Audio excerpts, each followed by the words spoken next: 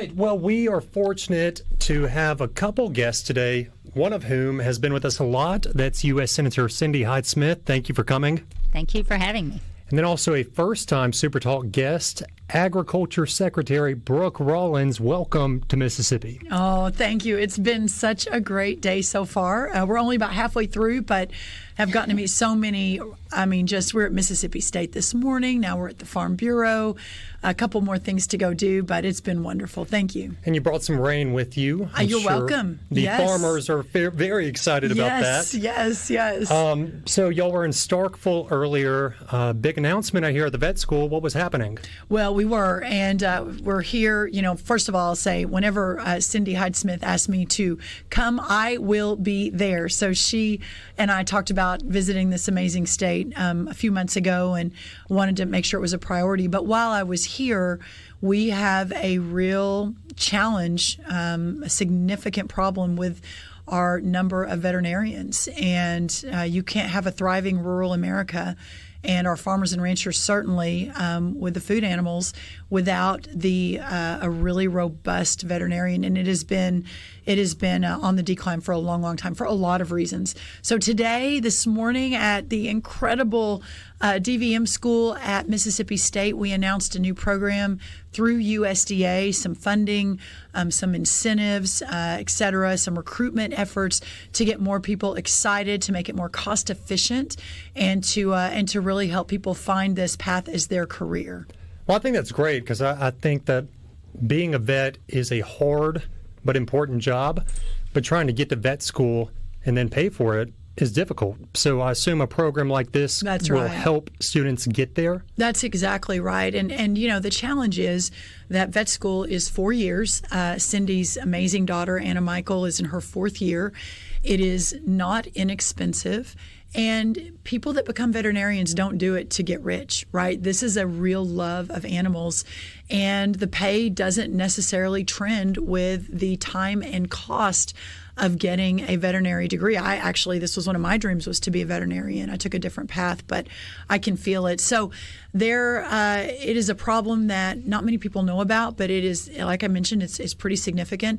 But with just some funding, some focus, some partnerships with the states, partnerships with some of our veterinary schools like the great Mississippi State with Dr. Frank and Dr. Keenum, the president there, I think we're going to see a real turnaround in the coming years. Well, that's amazing work, and we cannot wait to track how the program goes. I assume it'll go well. Now, Senator, I hear you might have an announcement today as well. Is that right? Do I have an announcement today? I don't know. I got a press release from your team at 3 p.m. Can you tell me anything? We're having a little event today, and we're going to kick off the campaign. All right. So that's a pretty important day. But we did have a great morning at Mississippi State, and we want the safest, most affordable food that we can possibly have. And the United States leads that, but it's a reason. We need healthy animals. Mm-hmm. And to have healthy animals and to prevent against outbreaks such as the high-path avian influenza, such as the screwworm that we've been talking about, the new world screwworm, that we have to keep an eye on those things to keep healthy animals, to keep the food production going in the manner it needs to be going. And to have Secretary Brooke Rollins here today meant so much, to have that announcement that encouraging the increase of number of students to veterinarian school is really critical. So we were excited about that today, but I just don't think we could have a better Secretary of Agriculture. Honored to serve with her and to serve with President Trump. Great choice he made. And this afternoon, yes, we will be kicking off our campaign and ready to go at it.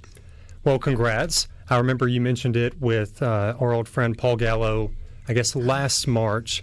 And you guys have seemingly been working coincidingly, both huge advocates for agriculture, especially through your 7 years. I believe that's right. Correct. In D.C. Commissioner of Agriculture, and then 7 years here. You came in February, but did work with the first administration as well. How have both of y'all's lines of work come together to make it a better lifestyle for farmers, not only in this state, but the nation? I'll let whoever wants to take that go first. Well, let me start, and I want to start because I want to talk a little bit about Senator Hyde-Smith. Politics is it's divisive, and You don't often get servant leaders that put country before self, that are kind and smart and good and work every day to make the country better, while at the same time vigorously defending her people back in her state. And no one does that better than Cindy Hyde-Smith. I just can't say that enough. And when she and I campaigned together for President Trump in the bus tours last fall across Pennsylvania, North Carolina, and a couple of other states, and then, since I was announced, obviously with her leadership on the Agriculture Committee, we have worked so closely together.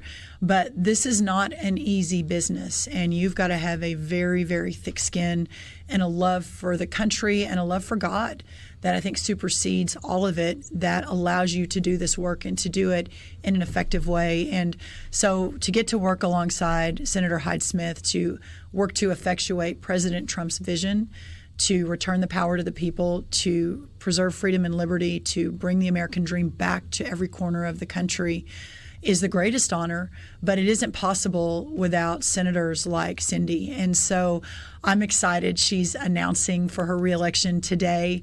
I think that she is a game changer in Washington. I think it would be a tremendous loss to not just Mississippi, but to the entire America First movement if she isn't resoundingly returned, as she should be and as she deserves to be, to Washington. So we together, I think, make a great team, along with several of her other friends in the Senate and across the Hill. But this work is existential. The country is literally at a crossroads. I believe that we're in the third revolution. The first was in 1776, the second in the 1860s with Abraham Lincoln, and the third is today. We are fighting a battle amongst ourselves for the direction of America, and she's leading the way. So you guys are working to help farmers. I remember you mentioned during the last time we had you on the program that in the domestic policy package, you and some of your Senate colleagues worked to get some help to farmers in there. You have mentioned maybe a farm bill in the future. What kind of work is the Senate doing alongside the Secretary to help our farmers? Well, we really don't have the farm bill yet. Right. But in the one big beautiful bill, I call it a skinny farm bill that we got in there. We got a lot of things in that would have been pretty hard to get in with a 60-vote threshold.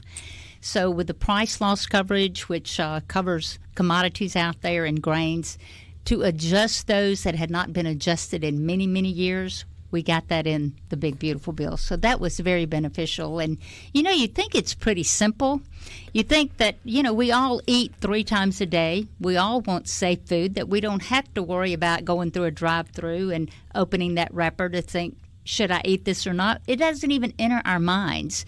But there's a reason for that. That's because we have such good producers and such so many tools that we can use to increase yields and grow really good, safe crops. So you'd think that'd be a no-brainer in Washington, D.C., but it's not at times. You have to really defend production agriculture.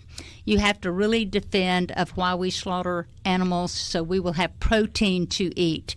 There's so many rules and regulations that were put into place in the previous administration that we had to roll back and readdress.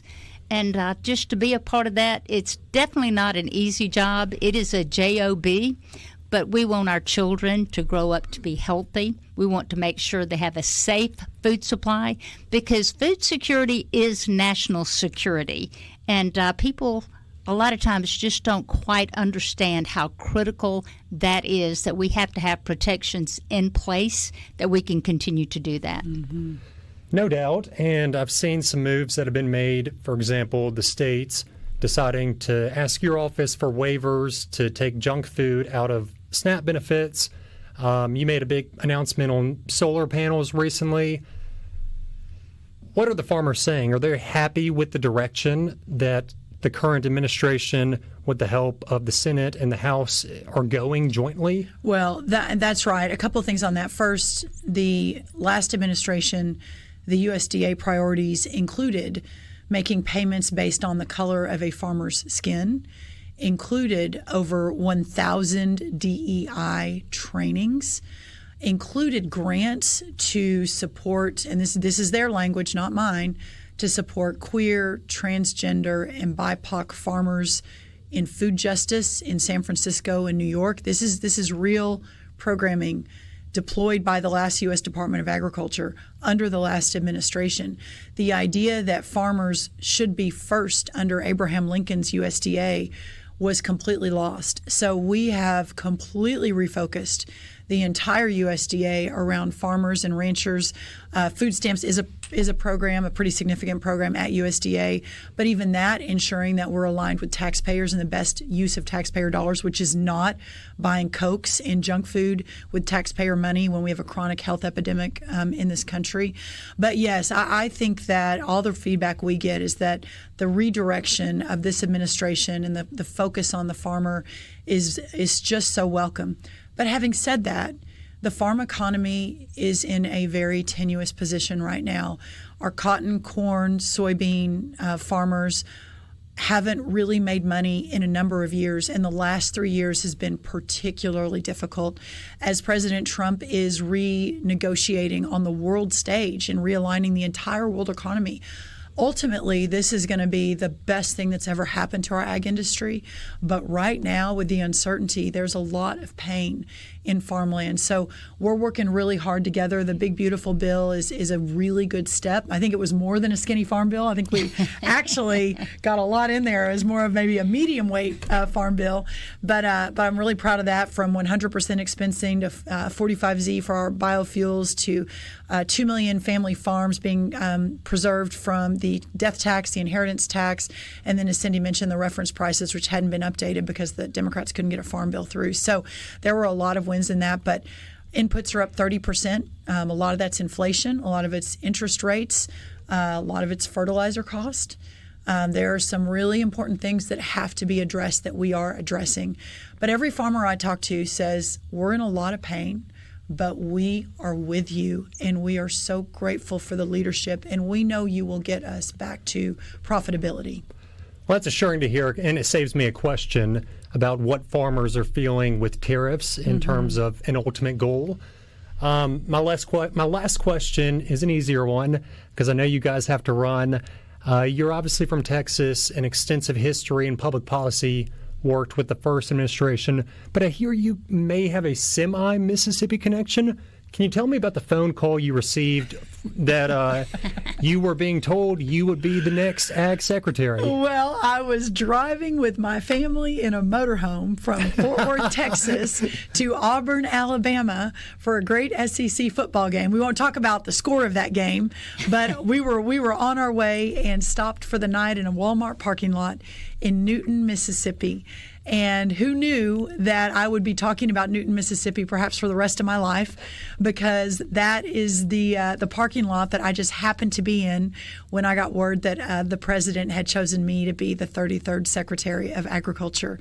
And I was in my basically leisure wear, driving a grocery cart through Walmart, stacking up food for my 4 teenagers before the football game a few hours away in Alabama, and got back to the motorhome and got word that he and it was interesting because there were others in the news. The ag position was almost the very last spot that he filled in the cabinet, so there was a lot of speculation about who it was going to be, and a lot of the speculation was not on me. In fact, I don't think any of it was. So it was the call that I will never forget, in a beautiful state that I will never forget and always be grateful for.